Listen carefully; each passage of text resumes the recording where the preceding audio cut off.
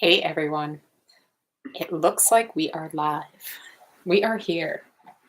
So, as usual, I will let everybody get a few minutes here to just get themselves settled in. So, as you're arriving here, getting comfortable, you can have your dog hang out with you for our session if you'd like. And we'll get started in a couple of minutes. So, we have some topics to cover together in this Ask the Trainer session, but I have opened it up to TAO Dog members to submit some questions in advance. So I will cover those first. And then also the chat box is open. So for the next hour, this is really open to all of you. So you can submit your questions and we will talk about them right here. This is also being recorded and will be posted in our TAO Dog member area. So if you're interested in joining as a member, you can check this out at any time in the future because it will be recorded and saved there. So we'll get started here. So we're going to have some questions and answers in our session. But some of the topics I was planning to talk about with everyone is being present with your dog, what that means, and in terms of what that means for puppies versus senior dogs and all of that time in between. And then we'll dig in a little bit deeper on senior dogs versus puppies and what that means, and a little bit about grief, if we have time to get that, in terms of losing a dog. Or even as dogs age, there can be some grief around that because there can be a loss of things you used to do with your dog that you no longer are able to, maybe because of your dog's physical limitations or lifestyle, right? Or maybe there's things you like to do, like for instance, long hikes, and your senior dog can't join you on those anymore. So we're going to dig in a little bit deeper on all of that. As you're signing on here or joining us, if you want to let us know in the chat that you're here, that would be great so we know who's here for our session. And we will get started. So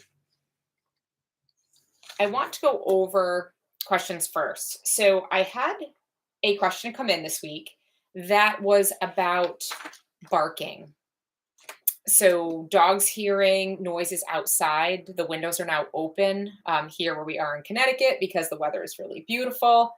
And now dogs are barking. They're noticing those outdoor noises that obviously when the windows are closed during cooler times, it's not much of a problem. So now dogs are alerting to dogs walking by because they hear the tags jingle or just any of the outdoor noises, people outside, people walking by the house more, and all of those. So when we talk about dogs barking, right, it's a natural behavior for dogs. They will naturally hear something. Sometimes it's seeing something too. And sometimes these are paired together in this behavior that they want to alert you to. So they're barking because they're trying to communicate, right? And dogs communicate by barking. What it means, other dogs might understand it better than we understand it. Sometimes with our own dogs, the intensity, duration, or kind of rest of the energy of our dog when they're barking lets us know if they're alerting to something they're concerned about or if they're excited about something. So when we talk about dogs hearing noises and barking, we do think of teaching them to be quiet, and we do think of telling them to leave it. And then it goes to, well, what do we want them to do instead?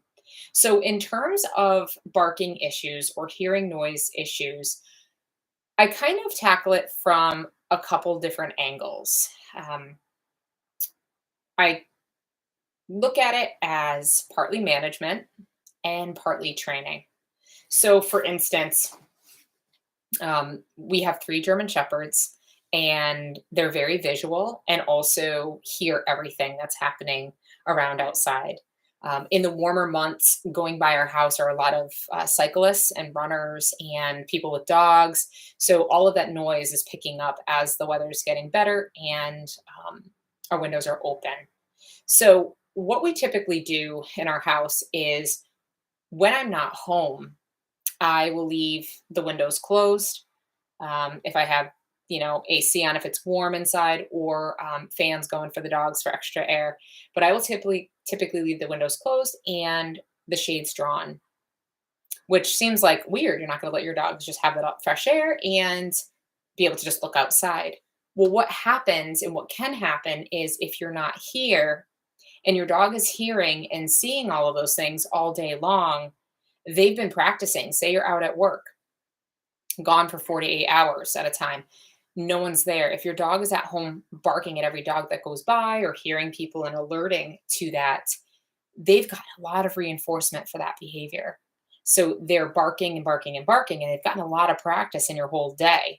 So then when you come home and you want to have your dog stop doing that, they were able to do that for so much. So that's some of the management piece. So when I'm not home, the shades are drawn and my dogs don't have all that stimuli.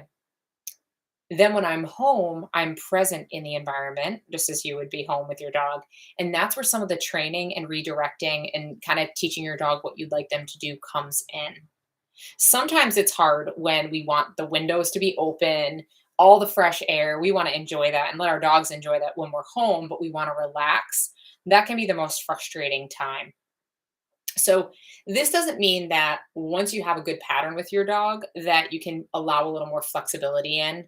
But I still, everywhere I've lived with my dogs, I would say I've practiced this. And same goes if our dogs are in the backyard and they bark, they have to come in.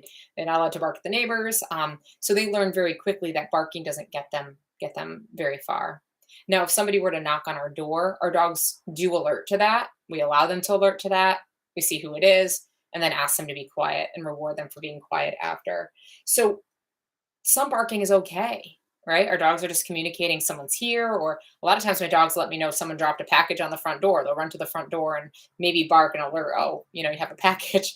So that can be a really good thing. It's just when it starts to go into excessive or where it starts to become a nuisance for you is kind of where we have to play with some of these techniques. So the first is managing when you're not home. And then when you are home, I like to either be in the space with my dogs so that I can work with them with it. Or, for instance, like we have a big window behind our couch.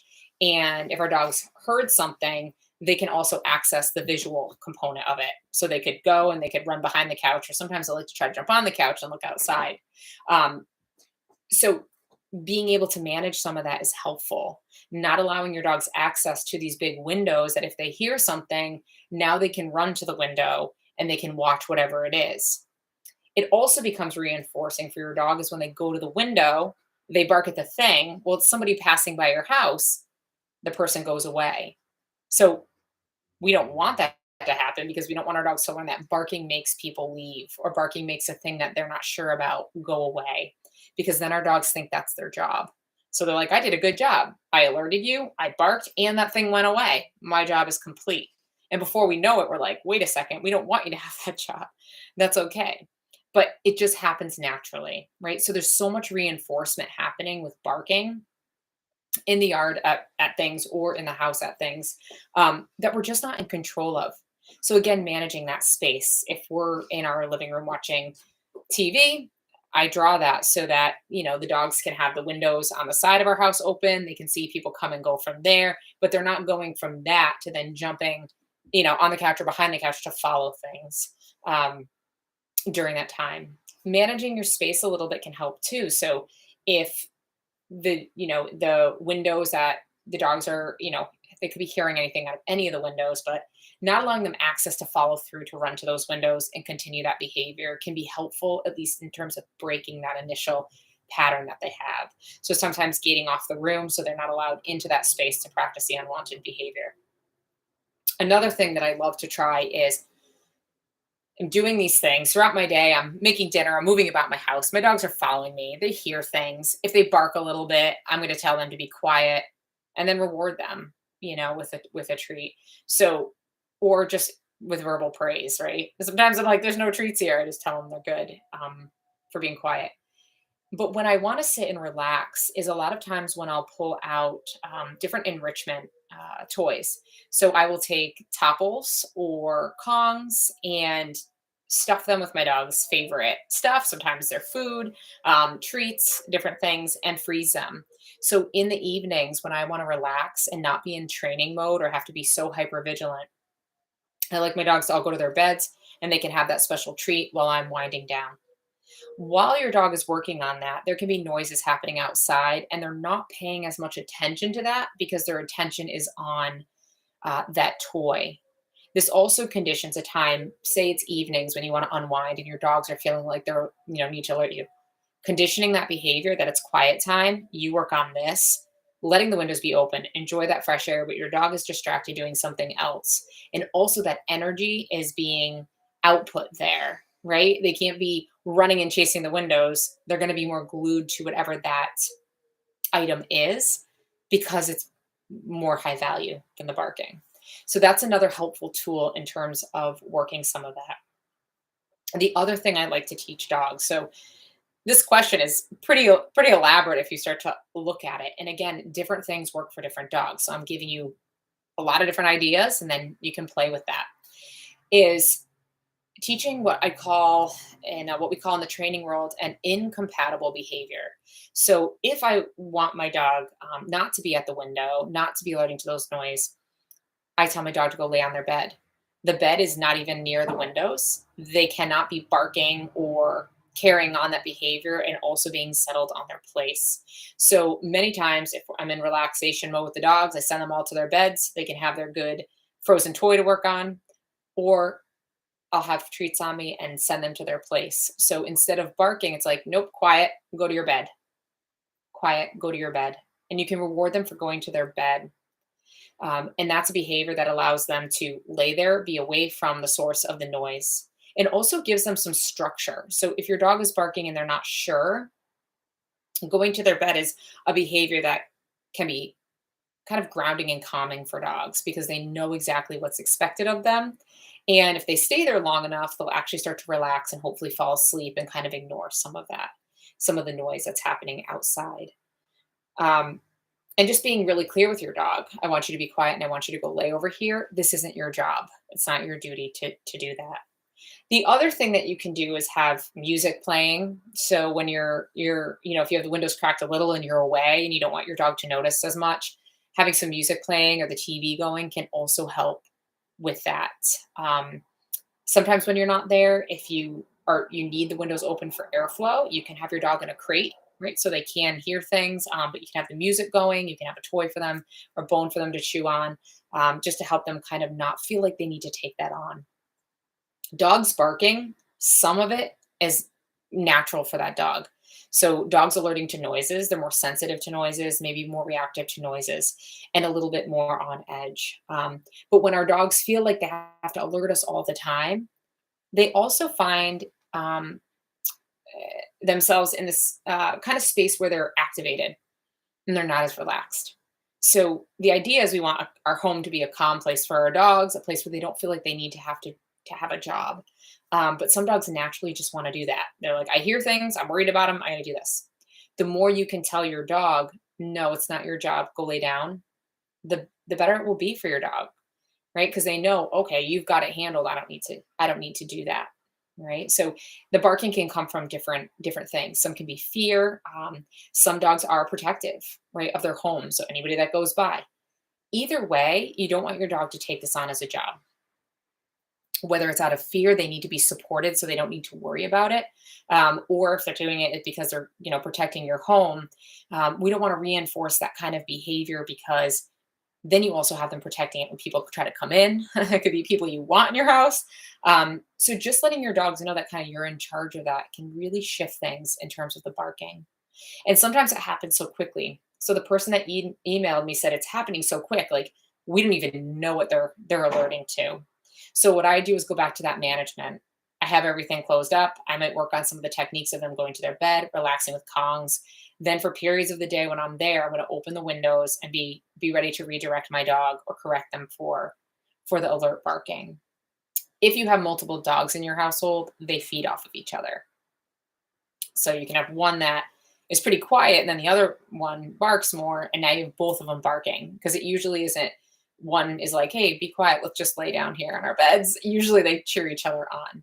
So some of those things, a mix of training and a mix of management, and really prevention is key. Like I said, I've had it where I manage when I'm not here so that I'm kind of in control of when I am here. If my dogs are going to the window and they're going out and looking at cyclists going by, they can look. But if they even take it a notch further and bark or maybe growl at something or think they need to take it further, it's immediately stopped. Nope, go lay on your bed. That's not your job. Right. So breaking that pattern will be really key if you have a pattern of barking, and then building the foundation from there. If you're managing and you're training and you have, say a month under your belt and things are going really, really well, then you start to experiment a little bit. Okay, I'm going to leave the windows open. I'm not going to manage this as much while I'm home. But still, our dogs are 10 years old, 11 years old, and 4 years old. So our dogs are still have the shades drawn during the day. Everything's quiet. You're off duty. There's nothing you should be worrying about. And we don't really have the barking issue. Same goes for our yard. If somebody goes by and our dogs notice it, that's fine as long as they go back to play or come over to us. But if they take it any further and want to bark or anything, they lose their privilege and they come in. Usually a couple times of that. I even have new dogs that I'm watching or friends' dogs come over. We have the same rule. All right, dogs got to come in then. You got to come in. Usually only takes 2 or 3 times. The dog's learn I got to be quiet or I have to go inside where it's not as fun as being outside. So just being really consistent on your training, right? Making sure it's a clear message, and having a little bit more control over the environment can really, really make an impact on all kinds of training, but especially with barking because it is such a reflexive behavior for some dogs, and it can fire us up. So then we're not relaxed, and then we're yelling at our dogs, and it becomes the energy in the house becomes a little more frustrated. And so dogs, again, feed off of that. So I hope some of those things are helpful. If anyone on here wants to chime in or has anything that they want to add to that or questions regarding their dog specifically, you can chime in. And my friend that had sent that in, if you're on here, you can chime in if you have any feedback. Or if you're going to watch the recording later, let me know. Let me know if there's more that I should be adding. So we just talked about more barking where it becomes nuisance barking. The other thing I want to add about that is depending on where you live, excessive barking can also be a problem with your neighbors, right? Your neighbors are trying to be outside and enjoy that, and your dog is barking at them, adds other layers. So it really starts from the inside of your home, working outward. Just the other layer to think about as well. So we talked about barking. I wanted to talk a little bit about being present with your dog. So there's different times in our life throughout our day that we are present with our dogs, and other times we're really distracted. And that's fine if your dog is kind of laying on their own or doing their own thing. But being really mindful of your presence and how it impacts your dog. So if you're feeling like you're low on patience, that might be a nice time to give your dog a bone or two to work on while you can relax yourself, or you can do something else, right? And not trying to work with your dog if you're not feeling present, right? There's many days that, I work with my dogs, obviously, and do things with them. But there's periods in my day where I'm distracted or I'm doing other things, and not 100% present, right? I'm doing other things and not present for my training. So I skip a session. Sometimes it's just I hike the dogs that day. We don't do much work otherwise. So being present with your dog sometimes is a lot easier when your dog is going through puppyhood or you're experiencing senior years with your dog. It's almost like both ends of the spectrum slow way down, right? When you're in puppyhood, it feels like it takes forever for them to hit a year old or 2 years old. There's so much work that goes in. right? It's the house breaking. At first, you're just like, I don't want them to go to the bathroom in the house. And then layering in all the training and the socialization and just every new experience you have with that dog, right? You're really present for those because they're all new. And you're building, right, your dog's confidence, and you're building this, like we'd say, I guess, a library of experiences for your dog. And then the senior years, things slow down as well. Many times your dog physically slows down, but that's when we might see changes in medical with our dogs.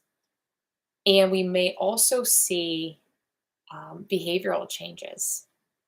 Some of them are linked. Some of the things we see are linked, the behavior and the physical. Some are your dog's attitude for life and energy is the same, but literally their body cannot move as quickly. Right? Your dog can be a little bit frustrated or inhibited in their body. So time slows down there. The closer we get to our dogs aging and getting closer to the end of life, right? That time slows down even more, right? When we might have to make big decisions for our dogs about their health or helping them in their journey, right?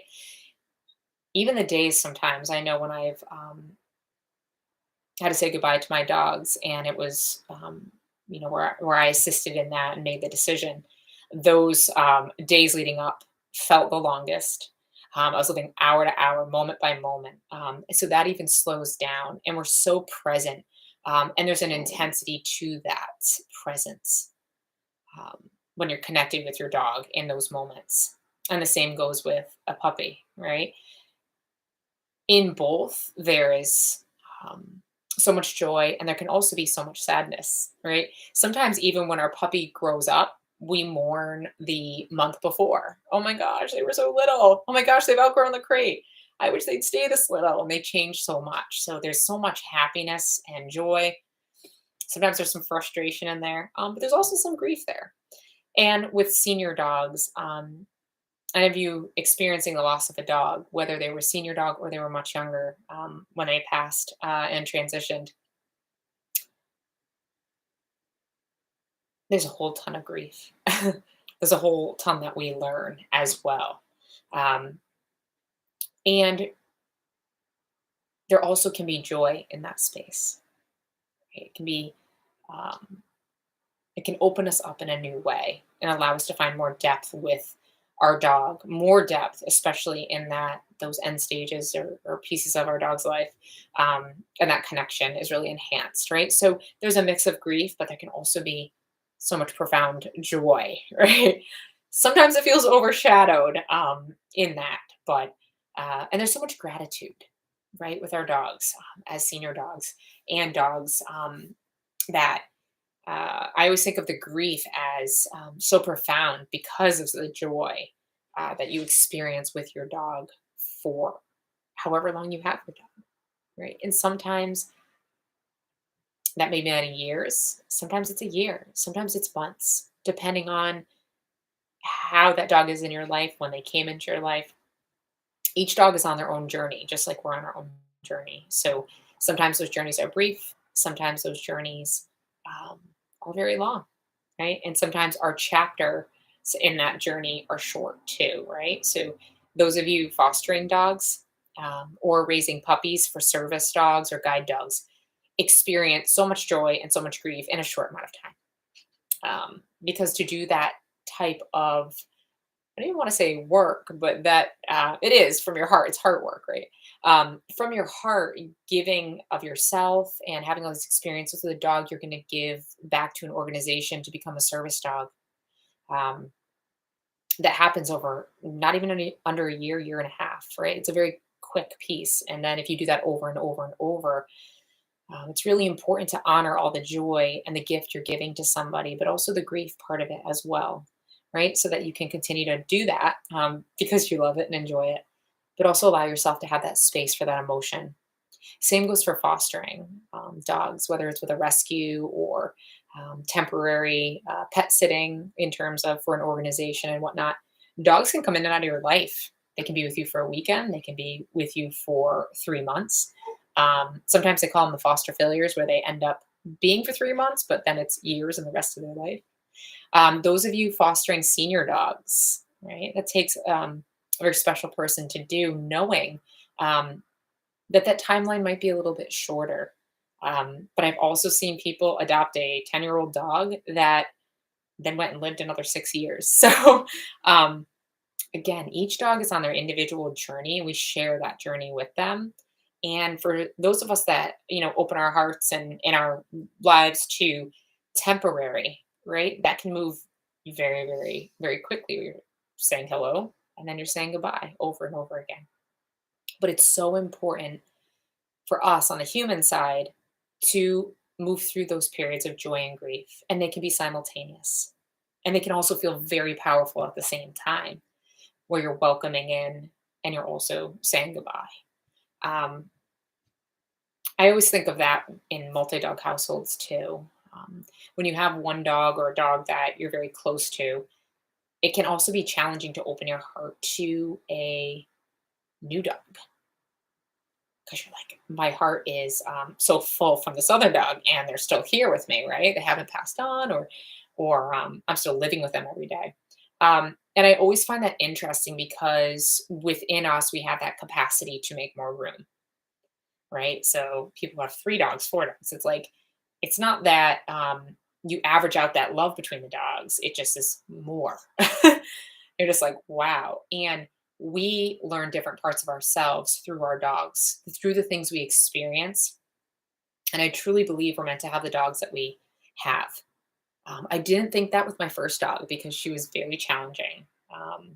Say I got her 19 years ago. She's since passed on. But there were times that I was like, wait a second, I believed then this dog's meant to be with me and I saw it through, but I was like, oh my goodness, are they all this hard? Right. And since then I've been fortunate to have many wonderful dogs, and she was a wonderful dog too. Just a lot of challenge. And for my first dog, I was like, whoa, you have everything in one package, right? Not a little bit of this, a little bit. It was no mistake that she was my dog, that we found each other, and we had that journey together. And I learned a lot. And there's so much gratitude around that. So your heart makes more room. I had her, and then I was raising Tao, my 10-year-old dog, at the time. So that dog was one of 4. So there was just a lot of love, right? A lot of love for all those dogs, and she helped shape, even who Tao became, right? With who she was and who she learned to become too, with a lot of support. So thinking about that with our senior dogs, I want to touch on that. We could also talk puppies like all day. So we're going to have a separate session at some point on puppies and some of the development that happens with puppies. And that may be our next discussion. Again, it'll always be open for questions here, but I'd like to have some topics that can inspire more conversation and any other questions that you might have. So puppies will be a separate, but senior dogs.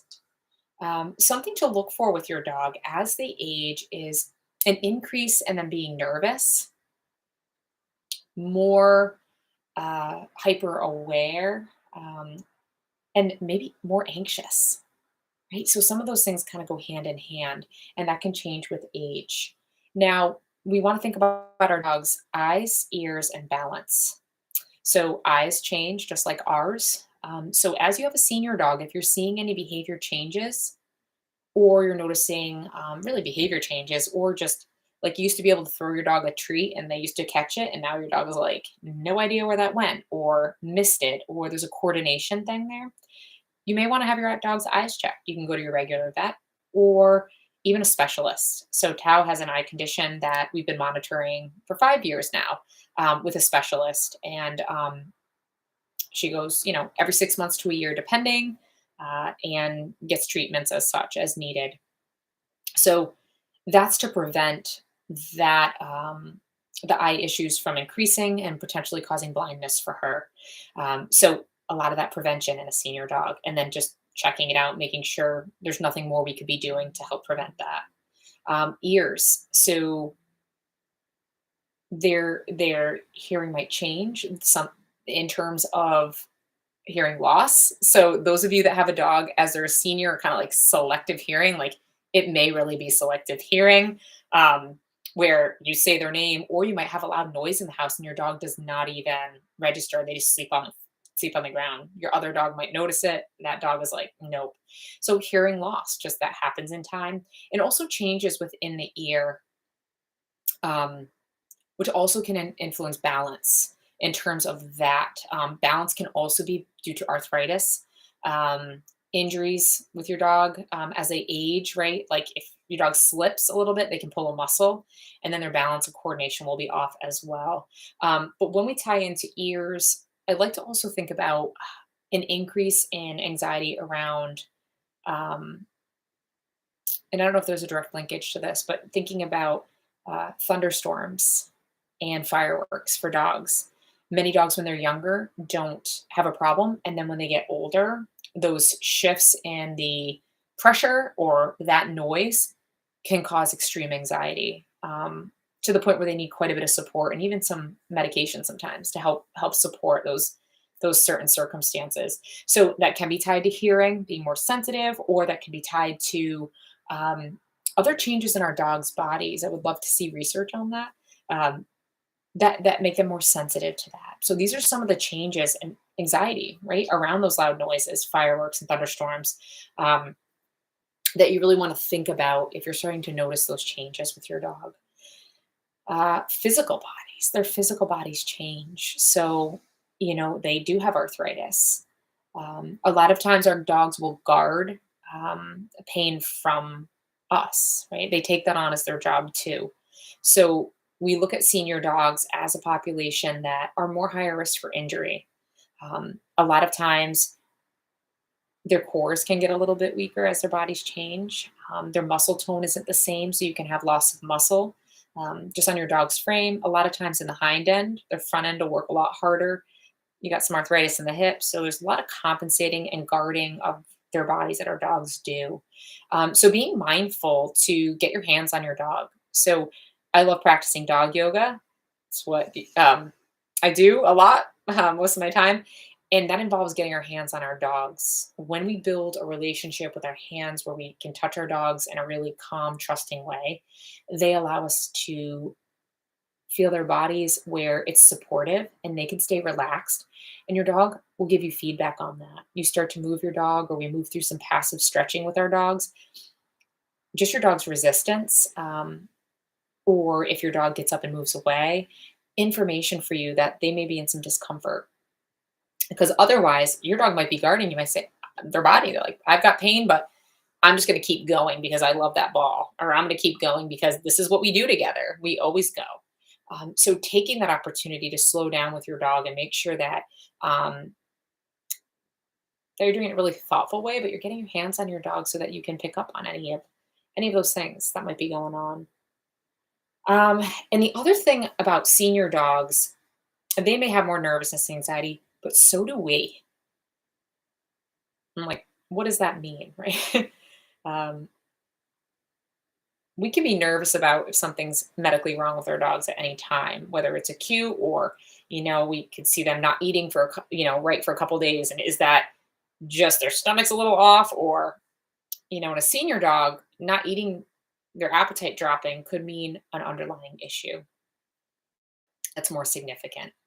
So those things are really important to pay attention to, is those subtle shifts. So if your dog is a really good eater, for instance, and then a behavior changes, they're not. What does their stool look like? Not that anyone wants to talk about dog poop here. I don't think that's why you joined this session, but honestly, like that's something really to pay attention to in dogs.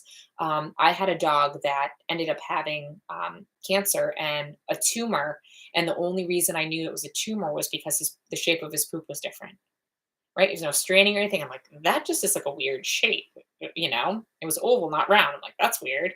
Came out, and that indicated to me and luckily we were able to do surgery and buy some more time for him. But paying attention to that, we don't think about it. A lot of times they just go and we pick it up or whatever. But those subtle changes, and even he was 7, so he's not really just moving into the senior years.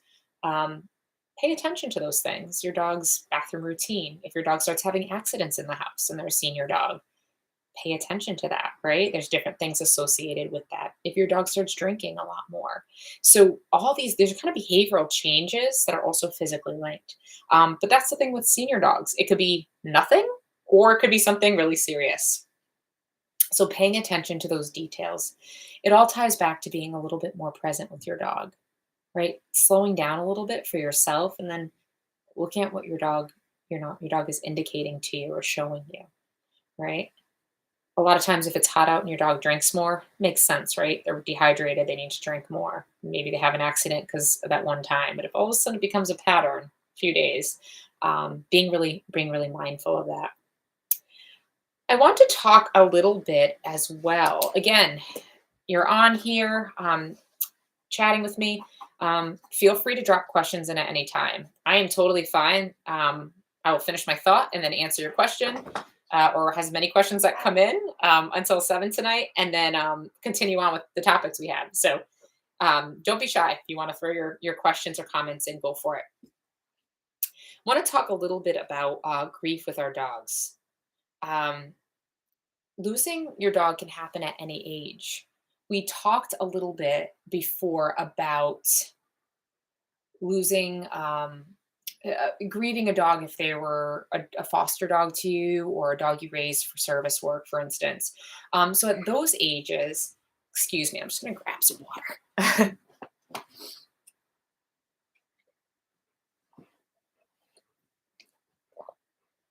All right. At those ages, there is that grief that's happening, but you know that dog is still alive and it's going on to its next piece of its journey, right? So there is grief there, but there's also this celebration of this next chapter. A lot of times it reminds me of like high school kids going to college. It's like, oh, it's sad, but you're so proud um, in that moment. Um, when I talk about losing a dog at any age, you can lose a dog really young, 2 years old. I lost my shepherd at 7.5, the one that had cancer, and that shaped me. That made me a lot more present with my dogs. To be honest, at first I felt cheated. I saw it as he was retired from being a guide dog because he had an incident in the field, and then came to me after that at 4. So I only had him for 3.5 years. And for the end months, going through 9 months of sickness with him. So it can happen at a young age. I felt cheated at first. He taught me though to be really present and not to take for granted those middle years. We talked in the beginning of this session, puppyhood seems slow, and then those senior years we slow down, but all those middle years, we kind of just take it for granted. Our dogs are trained. We know each other well. Um, we're just not as present. They're just there. And it's almost like we feel like they're always going to be there. Right. So he taught me that if you lose a dog at a young age or any age, really being present, enjoying those years, especially those years where they aren't as tough because you got through puppyhood and there's not the senior stuff that also can weigh heavy on our hearts. Right. So thinking of those middle years and really cherishing those. Um, I also find it fascinating that we choose to have dogs in our life knowing that we're going to lose them. Um, I think that's pretty profound. Um, and I guess I think of that when I get a puppy. Not, I don't dwell on it or anything, but I think about like, I'm actively choosing this commitment that's going to be for hopefully a long time, but I don't know. And I think that really says something about the capacity for us as humans and our capacity to be with animals, right? If we go into that knowing it, we have that much power within us, right? Like that's a big bold choice. The beauty that you can find in that connection with your dog is just infinite, really, and different ways that you can explore that and that depth, and really cherish that time you do have. Because again, we don't know how long it's going to be. We hope it's a long time, but again, we're not in control of that. Um, and just talking about presence, so we covered that. Senior dogs. Um, yeah, so on that topic, I want you to really think about the middle years with your dog, like the sweet spot, which is like, I don't know, if a dog lives till 13, right? um, like 2.5, 3 to about like 10, right? There's like a sweet spot. Usually like 5's that sweet spot where just everything gels and comes together. When you've had dogs over and over, or I've known people with dogs for a long time, you can see this the sweet spot, those years, um, and just to really live fully and authentically with your dog. And what does that mean to live fully and authentically? Right? That's different for each of us. And I think the key there is being authentic. Like living fully, a lot of times we may associate that with having to do more, be more, do more classes with our dogs, take our dogs hiking more, do adventures with it, like all this stuff. But authentic is you can do a lot and then you can also do nothing with your dog, meaning enjoying just like curling up on the couch with your dogs if your dogs are okay on the couch and you're not having any issues with them doing that. Or those of you that let your dog sleep at the foot of your bed, right? Tao sleeps right on my feet every night. That's part of our relationship. That's a special time. I read before I fall asleep, and she hangs with me. So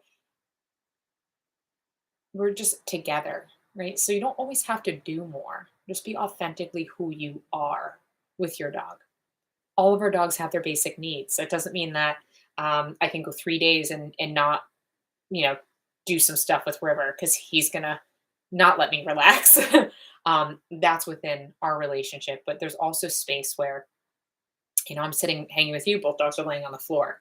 We did a lot of training today. This rest of the night, he's just gonna hang. He'll hang on the kitchen floor while I cook, and um, allowing yourself to be authentic. Like I'm not always on. I'm not always a dog trainer. Right? I'm a human. I'm just me. And I happen to be a dog trainer, but I also happen to just be a person with my dog. So finding those spaces where you do nothing with your dog and then just letting yourself be present. And it can even be like putting your phone away. Um, River, if I'm on social media and I hit a like on Facebook or something, will come over and kind of alert me. So there's something there that he picks up on, whether it's um, they say you can have like dopamine from like hitting likes and stuff. There's research done on it. But I find it interesting. There's something that must shift in me when I'm on social media, whether I'm activated or excited, and it's internal that he picks up on because whenever I hit that, he comes over, but doesn't do that with other things, like if I'm texting or something. So the more you slow down with your dog and be authentic, like they're going to pick up on what's going on with you too. So that's always my test. I can feel if I'm building or something. River's always going to be there to let me know. Like I know you're building, like I'm gonna meet you there. Because he's more sensitive. Tao, I could be probably like, doing whatever, and she's gonna be like, okay, I'm cool, just hanging out here. That's just her. It doesn't affect her as much. Hey, buddy. Um, so living authentically and present with our dogs. And sometimes as our dogs age, we focus a lot on possibly losing them. So I find that with Tao now, she's going to be 11 in July, and there are moments that I can't even talk about life without her because I'm welling up talking about it with you all, um, and I'm very honest about myself. But I don't want to grieve her before um, that time. But I also do honor that space, so that's really important too. Not allowing yourself to be consumed with the idea of losing, your best friend. Um, but there are times that that's okay, right? That like maybe you're thinking about that and just the thought of that like brings tears to your eyes or you want to cry. Like let that happen. I think that creates more space in your relationship for you to be present. When we're hurting, we can withdraw, right? So then our dogs are going to feel that, right? I'm not fully present. I'm so afraid to lose you. I'm so afraid to open up more because it's going to hurt more, right? So give yourself space to actually feel those feelings. If you want to cry about it, you can cry. Like let that move, let that energy shift so that you can really enjoy what's still here with you, right? And not think about too much about um, that other time when that's going to happen. Um,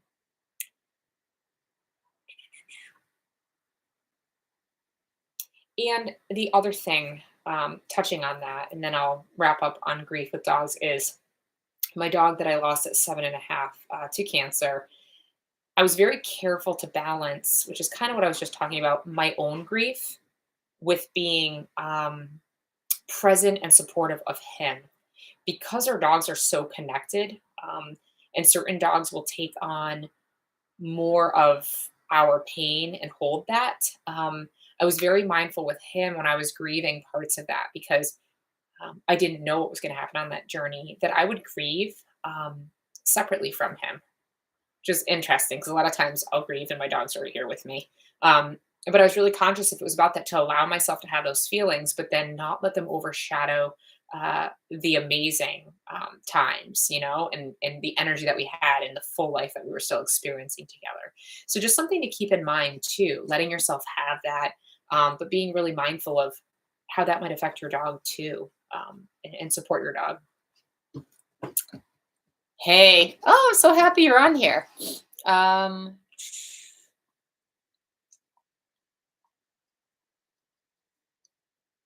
okay. Hi, Steph. Probably has been covered already, but when they're younger, is there a general age or stage that you'd consider too early to put any expectations of staying still part of a practice on a pup?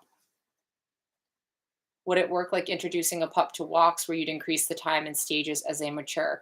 Um, do you mean do you mean like the stay command, like asking them to stay? It's too early.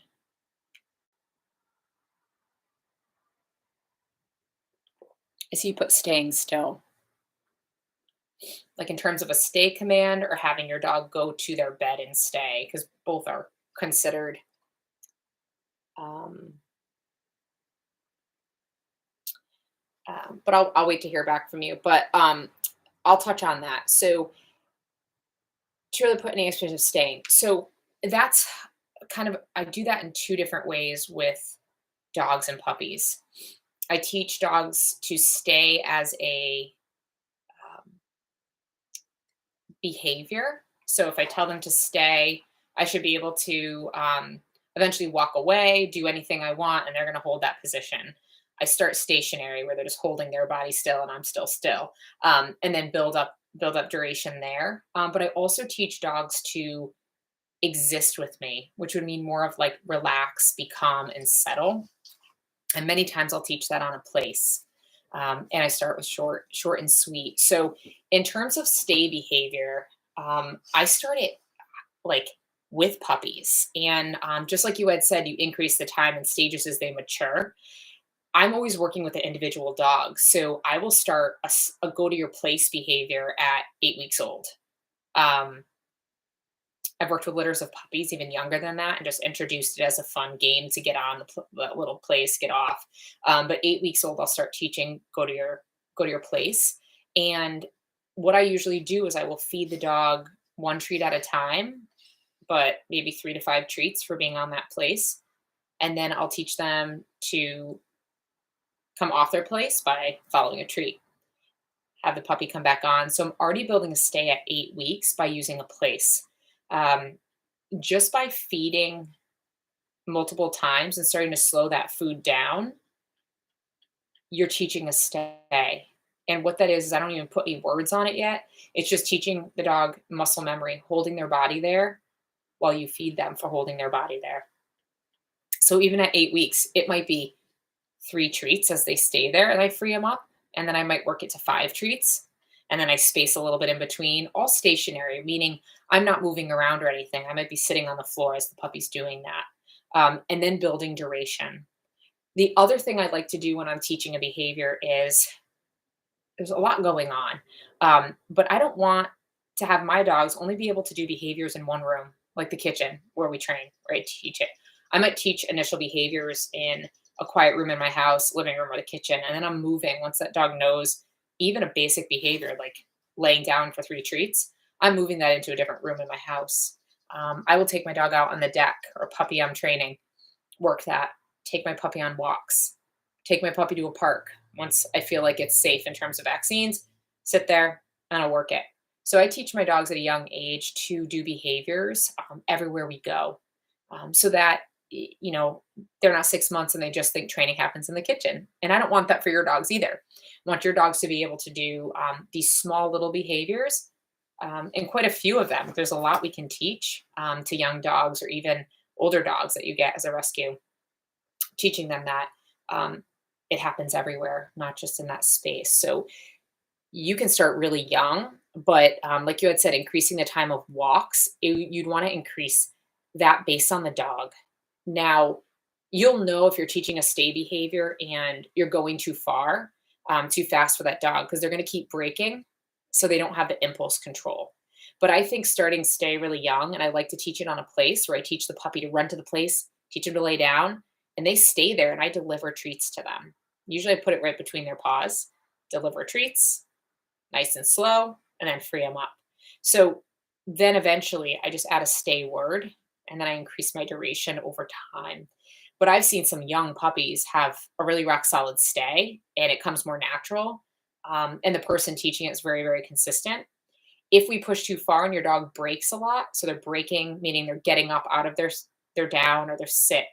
Again, I usually start it in a down and then teach it in a sit. Um, you're going to get a 50-50, so inconsistent behavior. So sometimes your dog's going to break, sometimes not, and you're going to have a dog that's confused, and it won't come along as quick. So that will be if you're pushing the dog too far.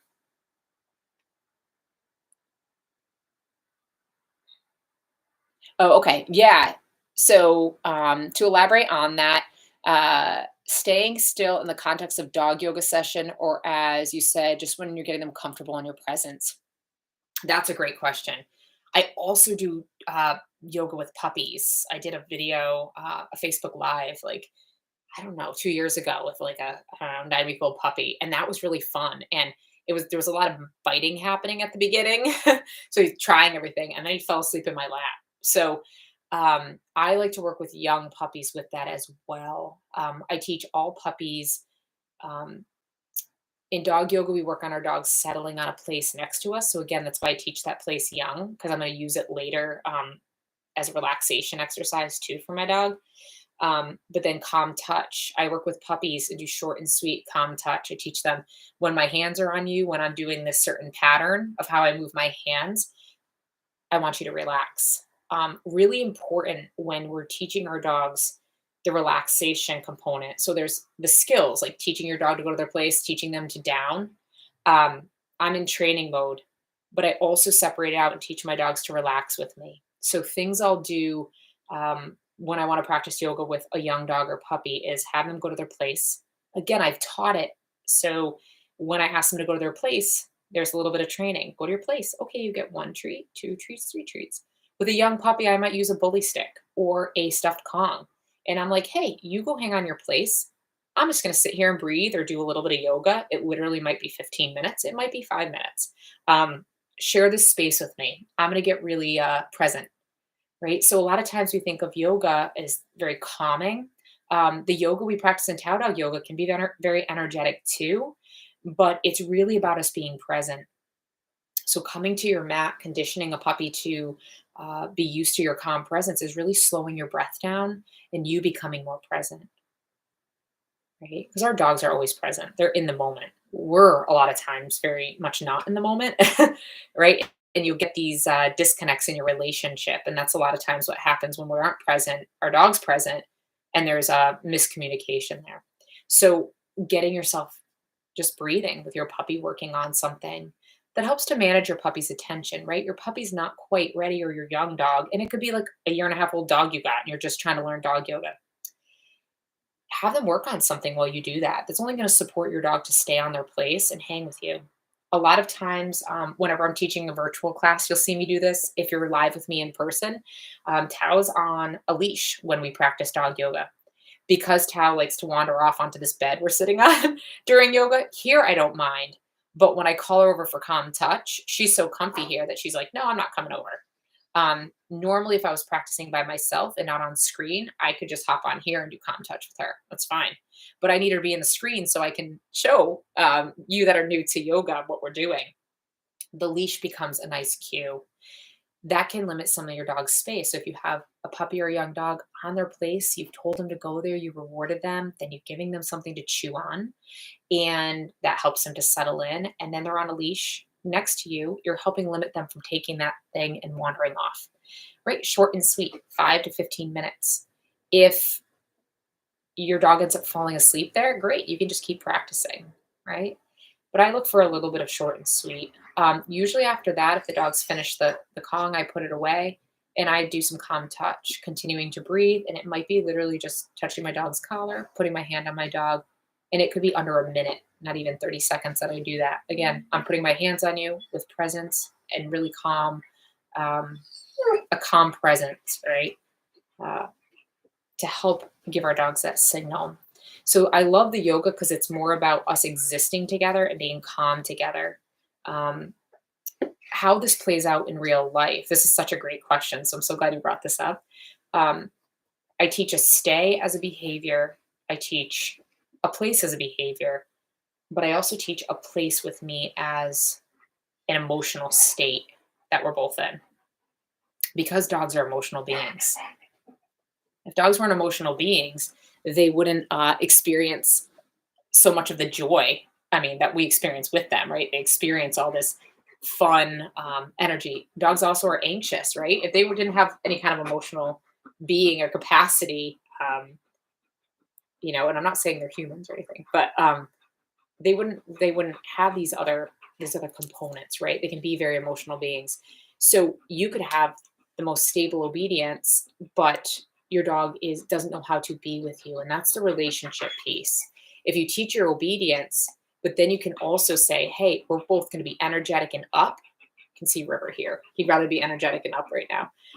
He and I can be really energetic and up, and even when we're like that, I still have to be calm because he brings so much more energy than is needed at times. He gets himself a little wild, which I love that about him, but I've got to keep my cool. If I get worked up or I get anxious, it all falls apart because he needs me to be that calm. So we will do, River and I do obedience together, scent work, and we do protection. So we do bite work together, but he also practices yoga with me. And people are like, you can have it all? Yeah, because that calm that we find together working as a team comes from the dog yoga. If he didn't understand when within our relationship that we need to find that element of calm, when he gets ramped up, I can put my hand on him or just tell him, hey, we're good. I take a breath in, I let it out. He knows. He's like, really important to find that, especially if I worked with a lot of working dogs. So whether you're working with a police dog or you're working with service dog, that type of relationship is so crucial. Our dogs will a lot of times try to support us in that. Like, so if we get worked up, our dogs will try to calm us. So you have a lot of comfort dogs. There's so many in the state of Connecticut where I live, police officers with comfort dogs doing this amazing work to help um, teach presence through dogs and connection. And we actually just did a dog yoga event on Sunday for law enforcement officers and their families, and I should say military as well, and firefighters and medical personnel too. So everybody. And it was so amazing to see the dogs respond to when we became calm. We have pictures of 7 dogs off leash laying together as people are in Shavasana on their mats. So our dogs really are a mirror. There's something they really help us with to be present. They can be very healing. So the practice of dog yoga allows us to find this space in a really fun way, and it benefits us. We learn to become more present, find more flexibility and strength in our bodies. And we do a real yoga practice. So if you've never done yoga, you can learn how to do yoga too at the same time. And it's cool because your dog's benefiting. But it's such an important piece because most dogs are going to be energetic or reactive, right? They're like, got all of that. It's like, can you find that calm? And how do you find that together with your dog? Because I believe it's a partnership, right? And different trainers have different opinions on this. I love talking to other trainers because some things we disagree, some things we agree, and can learn a lot from each other. But I really believe it's a partnership when I'm working with my dogs. So If I'm out on a hike with my dog, there's a we component. We're partners. It's a partnership. Tao, for instance, is accountable. She can be off leash, but she's got to know where I'm at. She's accountable to check in with me and um, make sure she's keeping track of me. And I taught her that as a young puppy. That's part of our partnership. I'm keeping track of you. You keep track of me. If it's one sided, I'm chasing Tao throughout the woods because she's off doing whatever she wants. So that kind of a relationship and partnership is a we, right? Some trainers feel like, you need to be a leader. Well, there are times you need to lead, and there are other times that we can follow, right? So I like to think of hiking with Tao. If she's ahead of me on a trail, we can go, an hour for a hike, and we just like I never talk. We don't say anything to each other. We don't need to, right? Especially as she's 10, we've done it a lot. There's a connection that's happening. There's communication happening.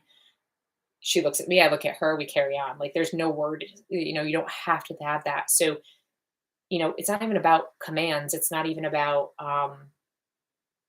training at that point. It's about that depth of connection. If you're in connection, those commands, if I need her to come, I call her.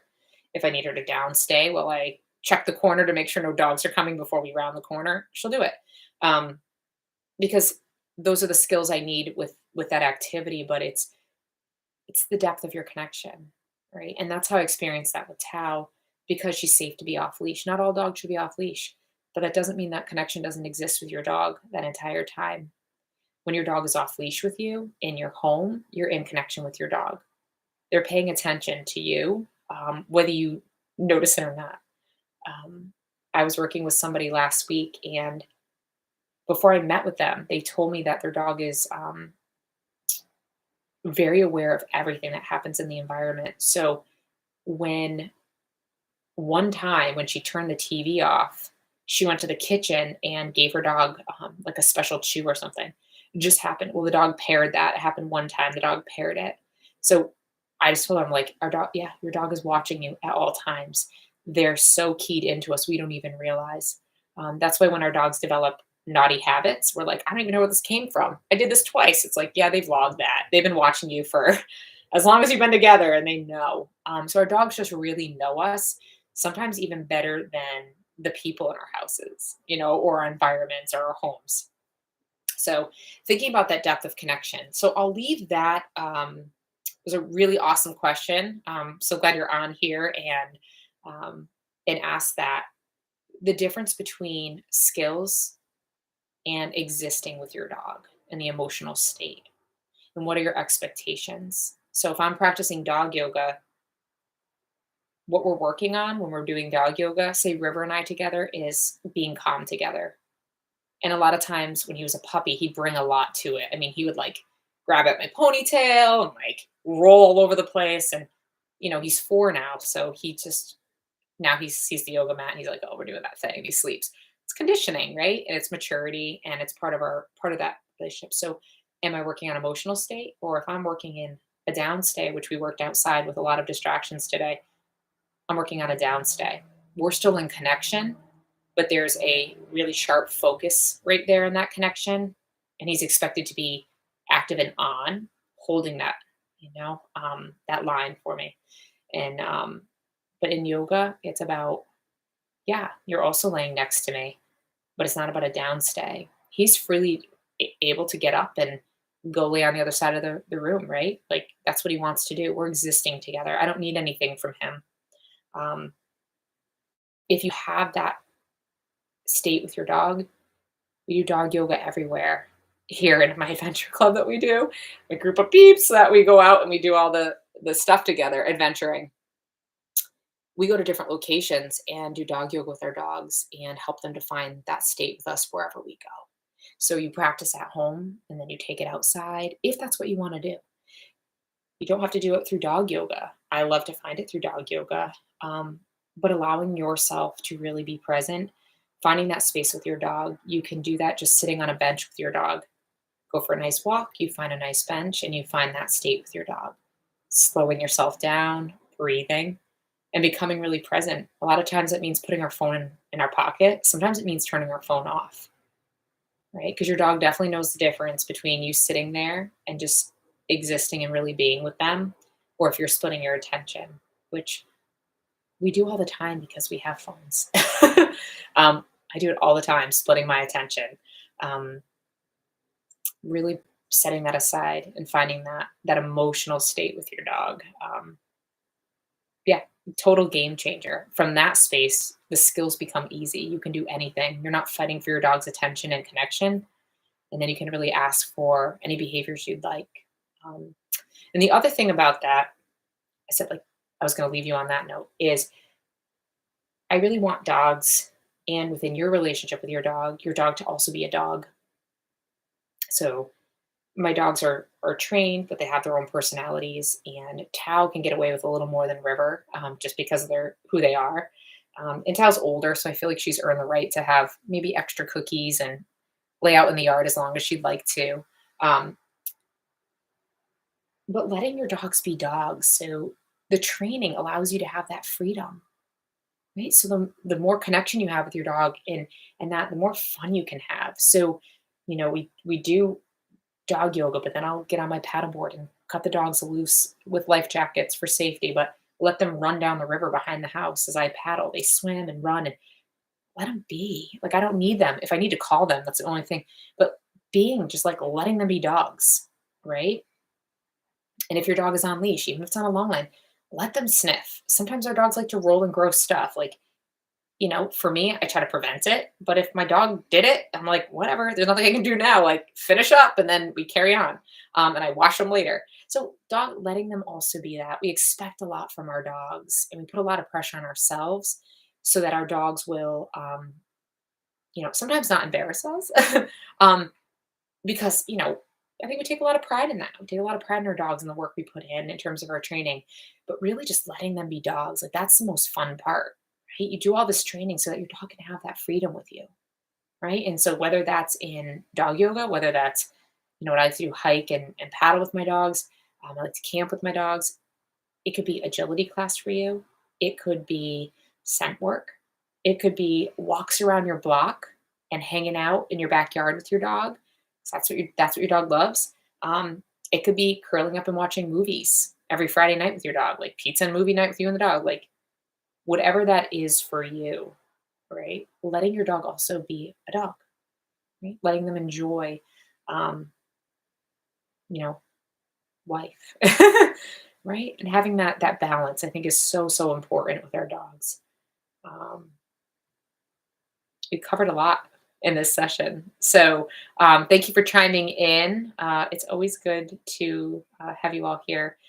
So I'll put this recording into our TAO Dog member area, but also right here on YouTube. So I used to do this as a private session for TAO Dog members, but I've opened up to everybody on YouTube because there was such interest. So it's really great to have you here and just be able to share what I love about dogs. That's why we do this once a month, because there is so much to cover. And I love all of your questions and have, again, no problem with you asking anything about training, dog yoga, lifestyle with our dogs. Um, it's all good. Yeah. Yeah, I look forward to this very much each month. So, with that, I will let you all go. Enjoy the rest of your evening, and or I don't even know what time it is. What time is it in Ireland? I have no idea. I should know. Um, Wherever you are, enjoy the rest of your night, your day, and we'll be back next month. So between then and now, members will submit questions. If you want to become a member, you can go to taodogyoga.com and check out our memberships and join us. And you can also just message me. So, you can message here, or you can go to my website and message me too if there's certain topics you want to cover, because this is for you, right? So I had to ask the trainer hour. So it's whatever you'd like to hear more about. So, all right, everyone, have a wonderful rest of your day. Take care, and we'll see you again next month. Bye.